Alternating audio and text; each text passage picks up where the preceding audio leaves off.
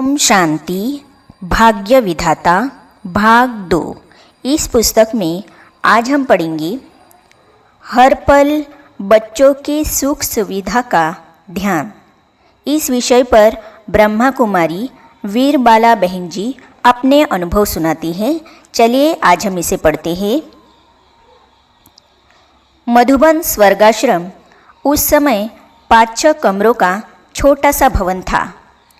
उसी में माँ सरस्वती, ब्रह्मा बाबा तथा अनन्य दैवी वस्तुओं का छोटा सा परिवार रहता था। प्रातः 3 बजे से रात्रि 10 बजे तक ज्ञान वर्षा और रूह रूहान चलती रहती थी। हर बच्चे पर बाबा मम्मा की व्यक्तिगत नज़र रहती थी।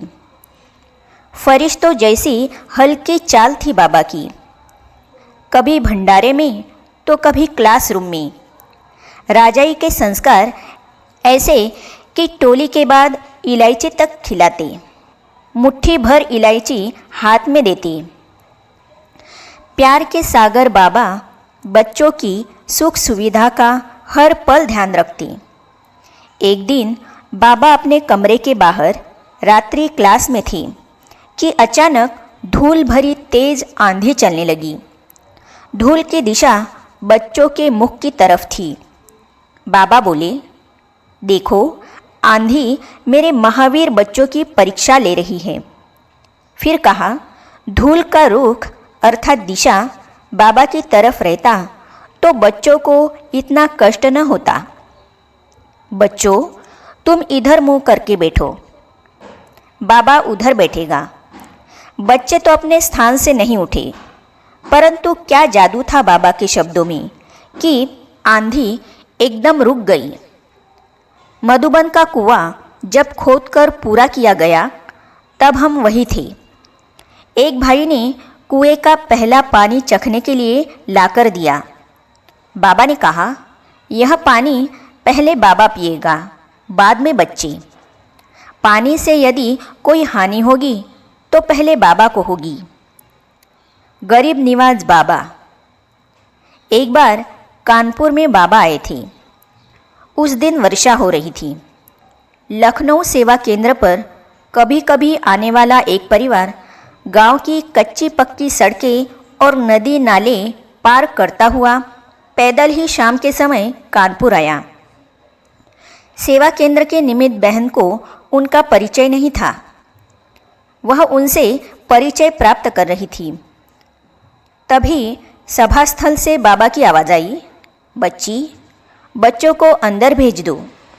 धूल भरे कपड़ों में उनका बाबा से मिलन हुआ। भगवान और सुदामा का यह मिलन बड़ा मनोहारी था। बाबा ने एक एक बच्चे को गोदी में बिठाकर प्यार किया और उनकी खूब आवभगत की। साथ साथ उनका विशेष ध्यान रखने का आदेश भी दिया। अपना ओढ़ा हुआ कीमती शॉल उनके गले में डाल दिया। उस समय प्रेम के झरने बहने लगे। उस परिवार का तो पूरा जीवन ही परिवर्तित हो गया। क्षण मात्र में क्या से क्या बना देने वाला था वह जादूगर। पत्रों द्वारा प्रेरणा शक्ति। ईश्वरीय सेवा के लिए बाबा ज्ञान के अस्त्र शस्त्र सुनहरी अक्षरों में लिखे पत्रों में भेजते रहते थे और सदा आगे बढ़ने का साहस देते रहते थे। लाल कलम से लिखे उन अक्षरों में अनोखा जादू होता था। स्वयं विधाता के साकार हाथों द्वारा लिखे गए उन अक्षरों को पाकर अपने सौभाग्य पर नाज होता था। आज के संसार में जिस प्रकार का सामाजिक वातावरण है, उसमें कोई भी माता कभी सोच भी नहीं सकती कि वह बाहर निकलकर हजारों सैकड़ों लोगों की सभा में तथा प्रसिद्ध हस्तियों के मध्य बैठकर भाषण कर सकती है। पर बाबा ने यह कमाल कर दिखाया। बदनामी नहीं, विज्ञापन। सन 1960 की बात है।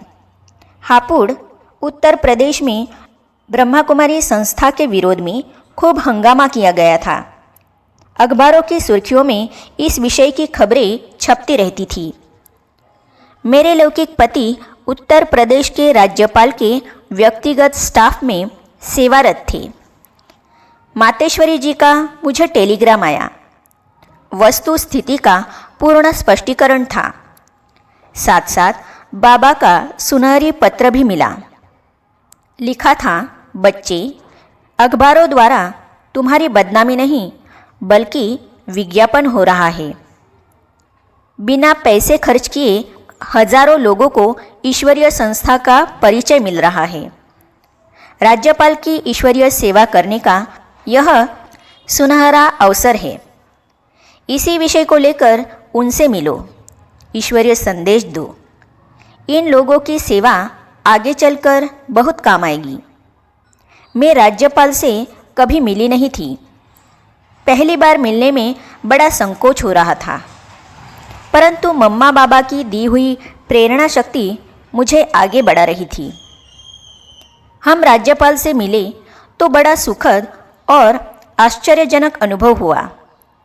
महसूस हो रहा था कि कोई मेरी बुद्धि में ज्ञान के बिंदु डालता जा रहा है और मैं बोलती जा रही हूँ। राज्यपाल महोदय दत्तचित्त होकर सुनते रहे। केवल 10 मिनट का साक्षात्कार था, परंतु 30 मिनट बीत गए। उनके निजी सहायक आते और राज्यपाल जी को बातों में व्यस्त देख लौट जाते। डॉक्टर वी रामकृष्ण राव उस समय राज्यपाल थे। उन्होंने उत्तर प्रदेश के गृह मंत्री को हापुड़ भेजकर झगड़ा समाप्त करवाया। इस घटना के बाद उत्तर प्रदेश के सभी राज्यपालों ने ईश्वरीय सेवा में बहुत सहयोग दिया। राजभवन परिसर में भी ईश्वरीय सेवा अर्थ कई कार्यक्रम किए गए। साकार यादें हीरे तुल्य बनाने वाली यादें। प्यारे ब्रह्मा बाबा और मीठी मम्मा के साकार संग की यादें जीवन को हीरे तुल्य बनाने वाली है। आँखों ने जो देखा है, कानों ने जो सुना है, बुद्धि ने जो धारण किया है, वो सब कुछ परिस्थिति आने पर दृश्यों सहित यादों में आ जाता है।